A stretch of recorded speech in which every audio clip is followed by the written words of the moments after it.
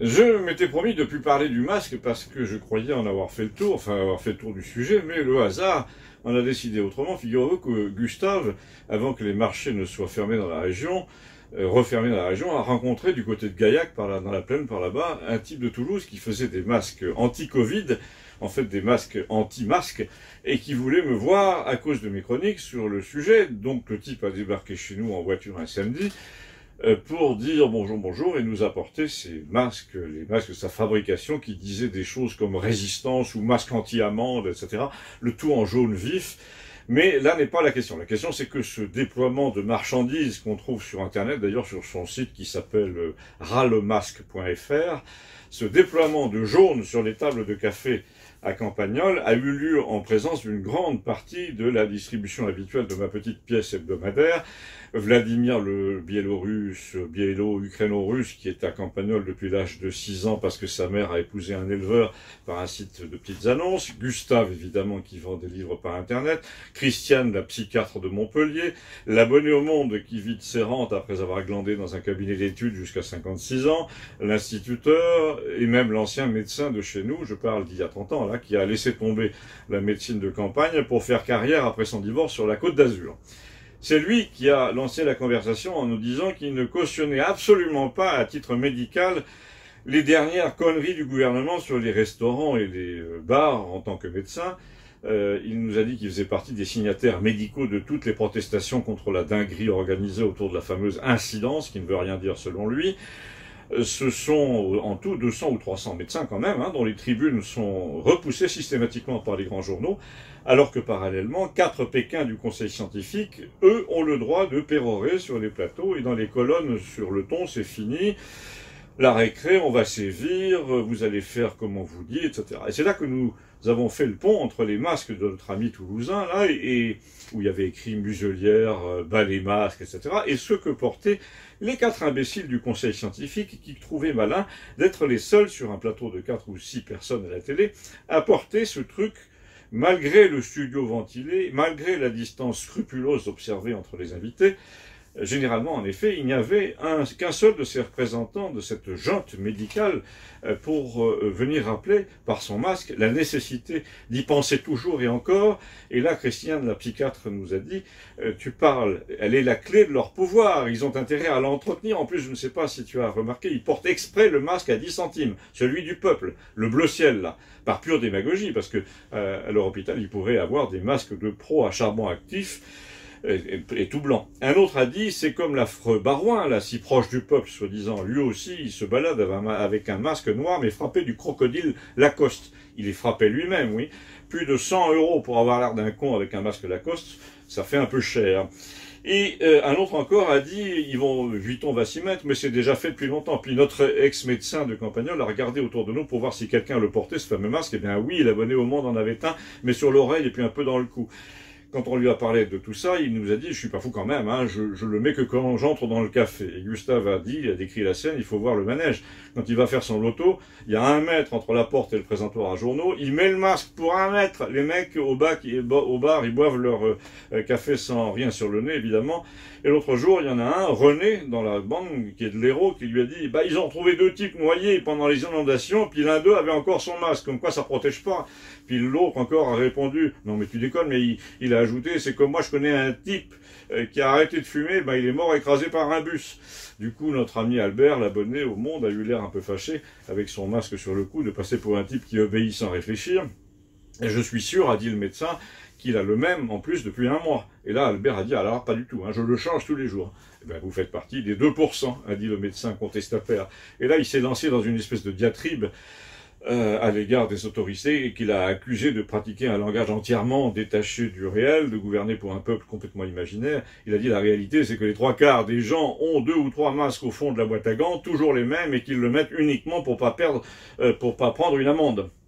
Donc c'est un truc complètement artificiel et hypocrite. Ça n'a strictement aucune valeur prophylactique. L'autre jour, au Aldi de ma ville, là, j'ai même vu un SDF qui en ramassait un par terre pour aller acheter 1 litre de vodka. Alors, tu penses bien que quand je croise un collègue médecin, j'ai pas de masque et je suis allé sur FR3 Région récemment pour un débat. Nous avons enlevé le masque en entrant dans le studio et puis nous l'avons remis que pour la photo de groupe. C'est comme l'autre jour, a dit Vladimir, une idiote de la télé a essayé de faire la leçon à un chef de service en virologie sur le plateau et lui a dit « Et vous l'avez téléchargé, l'application Stop Covid, celle qui trace ?» Le mec lui a répondu « Mais réfléchissez mademoiselle, vu mon métier de virologue, elle sonnerait tout le temps. Les cas contacts, c'est mon métier. » De là, on a dérivé vers le Premier ministre, qui n'avait pas non plus la fameuse application Stop Covid, et à qui on a demandé pourquoi, et qui a éludé littéralement la question, parce que la réponse, il pouvait pas la dire, c'était parce que c'est fait pour les pauvres qui croient que ça mène quelque part, et en fait ça entretient une dizaine de programmeurs ultra payés pour un résultat strictement nul. C'est parce que les Français ne sont pas assez disciplinés, a dit l'abonné au Monde. Et là, Gustave a dit... comme leur application à la noix n'intéresse personne et comme surtout tu as encore une foule de gens qui ont un Nokia ou un téléphone à 50 €, incapables de faire tourner un tel programme, sans parler de ceux qui n'ont pas de portable, ils ont inventé un truc, maintenant ils te font signer un registre en mettant ton adresse et ton téléphone quand tu arrives au restaurant. Comme ça, si quelqu'un qui a mangé dans le même restaurant le même jour a été testé positif le lendemain, eh ben, il t'envoie chez toi une brigade de la Sécu qui te plaque sur la moquette pour te dire de plus mettre le nez dehors pendant une semaine, mais j'exagère à peine. C'est commode, et je dis, et si t'habites tout seul, et si ton frigo est vide, tu fais comment? Gustave m'a dit, ça va être prévu, j'imagine, mais ce qu'ils n'ont pas prévu, c'est que les gens allaient mettre sur le cahier à l'entrée du resto, qui s'appelait Jean-François machin truc, et inventer une fausse adresse et un faux téléphone. Et là, il nous a raconté qu'il y a longtemps, quand il était encore un anarchiste, disons, actif, quand il débarquait dans un restaurant qui avait un livre d'or, il écrivait systématiquement « Je me suis bien régalé ER », signé Édouard Balladur. Mais surtout, a-t-il dit, ils n'ont pas prévu que les gens allaient annuler leurs réservations et rentrer cuisiner chez eux, et voilà. Alors il paraît, ai-je dit, qu'au Canada, ils ont même prévu le coup, ils envoient la police chez toi pour vérifier si tout le monde porte le masque et si vous êtes moins de 10. Et là, l'abonné au Monde nous a servi l'argument systématique, celui qu'on entend partout dans la bouche des bénis oui-oui, qui cherchent à justifier tout le temps ce que fait le gouvernement français. Alors comme ça, selon toi, tous les pays du monde se seraient donné le mot pour entrer dans le complot au même moment et pour soumettre les populations. Bah oui, a dit Gustave, je ne sais pas trop pourquoi, dans quel but, mais il y a bel et bien une consigne qui est passée d'un continent à l'autre, on ne peut plus en douter, qui doit avoir un rapport avec le réveil des peuples, j'imagine, ceux qui sont en colère de voir la distance croître sans cesse entre les riches et les pauvres. Avant le confinement, tu avais des émeutes anti-élites à peu près partout, au Chili, à Hong Kong, au Mexique. C'est ça, a dit l'abonné au Monde, ils se sont téléphonés pour dire on va mettre les gens dans la merde exprès. En tout cas, a dit Gustave, en France, c'est exactement ce qui se passe. Et ça marche très bien, visiblement. Et là, Vladimir est revenu au sujet du masque et il a dit un truc qui nous a fait réfléchir, je ne sais pas vous, mais moi si, je regarde souvent sur Internet pour faire un coup de sonde rapide comme ça de temps en temps, et quand tu tapes Poutine masque ou masqué, dans Google Images, ben t'as pas un seul cliché de lui, Poutine, avec le masque. Pareil pour Bill Gates. On sait que Trump a résisté aussi très longtemps. Et alors l'abonné au Monde lui a coupé la parole pour lui dire, ben on peut dire que ça lui a réussi, bravo. Et là c'est moi qui suis intervenu pour dire, attends, prétendre que Trump a attrapé la maladie parce qu'il portait pas de masque, c'est quand même de la propagande bien lourde, encore une fois.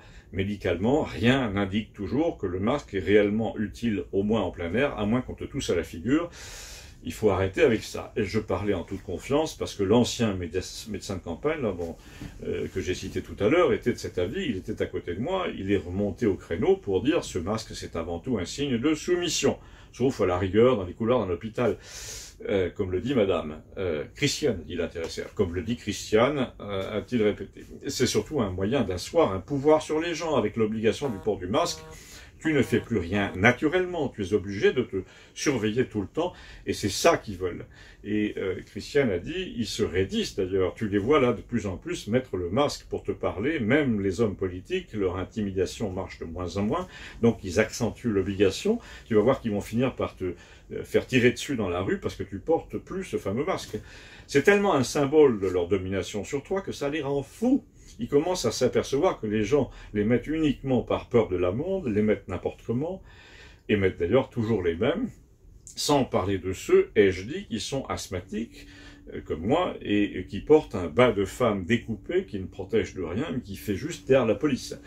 Et là, Gustave a fait son érudit, il a cité Caton, le philosophe romain, qui disait, qui se demandait comment deux devins qui lisaient l'avenir, soi-disant, dans les entrailles des poulets, arrivaient à se regarder dans les yeux sans pouffer de rire, Et puis il a cité aussi Molière, évidemment, avec ses médecins qui tantôt s'entendent pour épater le bourgeois, tantôt profèrent des anathèmes contre les patients ignorants au nom de la médecine toute puissante. Il a dit: moi, quand j'entends un vulgaire urgentiste nous dire en tant que scientifique, j'ai l'impression d'être dans le malade imaginaire. Quand je les entends se gorger de mots du genre revue à comité de lecture, je pense au Lancet là, qui a accepté une étude signée par 4 couillons, dont une ancienne escort girl, qui ont tout bidonné et sur laquelle s'est basé le ministre français de la Santé 2 heures après pour interdire un médicament.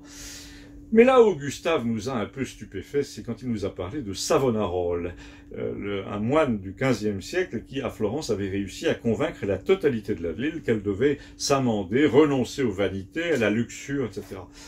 Peu à peu, au nom du christianisme et de la perfection, de la purification, il avait fait comme ça, fermer les bains, les tavernes, tous les lieux de plaisir, tout le monde pratiquait un examen de conscience permanent, on mettait sans arrêt en rapport les habitudes sociales et les exigences de la religion, il y avait des brigades de jeunes gens partout qui débarquaient chez vous pour vous aider à changer de vie. Enfin, cette dinguerie qui ressemble par bien des égards à ce que nous subissons en ce moment, a très mal fini, nous a dit Gustave. Et oui, ai-je cru bon de préciser, les troupes du roi de France ont débarqué et les Médicis ont perdu le pouvoir. Non, non, non, Gustave a précisé, ça au contraire, Savonarole s'en est servi pour dire, vous voyez bien que le ciel est fâché contre vous. C'est le dernier argument à la Macron. Macron dit à tout le monde en ce moment, vous voyez, la rue s'agite, il y a des forces fascistes, des menaces, une poussée des Turcs, une résurgence du virus, une deuxième vague, mais c'est parce que vous n'avez pas été sage, et du coup je vais serrer la vis. Et alors, a demandé Vladimir, ça a fini comment cette histoire de Savonarole à Florence? Et bien, au bout de 4 ans de cette dinguerie permanente, où il avait réussi à convaincre toute la société de l'époque de s'autoflageller pour n'avoir pas respecté les gestes barrières et la distanciation de l'époque, Savonarole a été pendu par le peuple et brûlé, et les tavernes et les bains ont rouvert, et les artistes ont recommencé à jouer, à peindre, à faire de la musique. Fin de l'épisode. Note bien, a dit Vladimir, que moi je crois plutôt que ce qui va mettre fin à tout ça, c'est la réélection de Trump. Ben, il faudrait déjà qu'il guérisse, a dit l'abonné au Monde, sur un ton qu'on n'a pas beaucoup aimé, parce que c'était un ton de charognard qui ne peut pas avoir raison sans faire trébucher l'adversaire avant le combat, le ton du type qui réveille l'affaire Fillon, si vous voyez ce que je veux dire, avant l'élection. Et là, Gustave a fait observer, c'est vrai, il faut encore qu'il s'en tire, mais si c'est le cas, tu vas avoir une version moderne du jugement de Dieu. S'il survit, il est probable qu'il va gagner l'élection parce qu'il va laisser entendre que la Providence l'a remis en selle pour accomplir une mission, sa mission. Et là, quelqu'un du village, un comparse assez bourrin, comme on dit, a proféré la chose habituelle. Il a dit « Tu parles comme on s'en fout de ce qu'ils foutent en Amérique », il a ajouté à l'adresse de Vladimir, « et même on s'en fout pareil de ce qu'ils font en Russie ». Alors Vladimir s'est levé et il lui a dit en 1938, ici, partout dans le canton, jusqu'à Villeneuve, c'était plein de blaireaux dans ton genre qui disaient du haut de leur carriole « Mais qu'est-ce qu'on s'en fout de ce qui se passe en Allemagne ?» On a vu le résultat. Et là, j'ai ajouté à mon tour, oui, c'était plein aussi d'anti-complotistes qui disaient « Mais c'est n'importe quoi votre affaire, vous allez nous faire croire maintenant qu'un mec ridicule debout sur une table de café à Munich avec sa petite moustache va bouleverser le destin de l'Europe ?» Et là, l'abonné au Monde a demandé au petit Vladimir comment il pensait que les choses allaient tourner, sur un ton pénible toujours, du genre « toi qui es si fort ». Et notre petit charpentier biélorusse a répondu « Toutes les prophétesses paysannes en Russie, au XIXe siècle, les Baba Yaga de tout poil, disaient que les Russes seraient un jour installés à Istanbul, et moi, quelque chose me dit que le moment est venu. » Mais il a ajouté, si vous voulez connaître la suite de l'histoire du monde, Gustave a raison, on va d'abord attendre que Trump guérisse. Mais d'ici là, il faut que j'aille livrer. À bientôt, merci. Moi aussi, je vais livrer. Au revoir.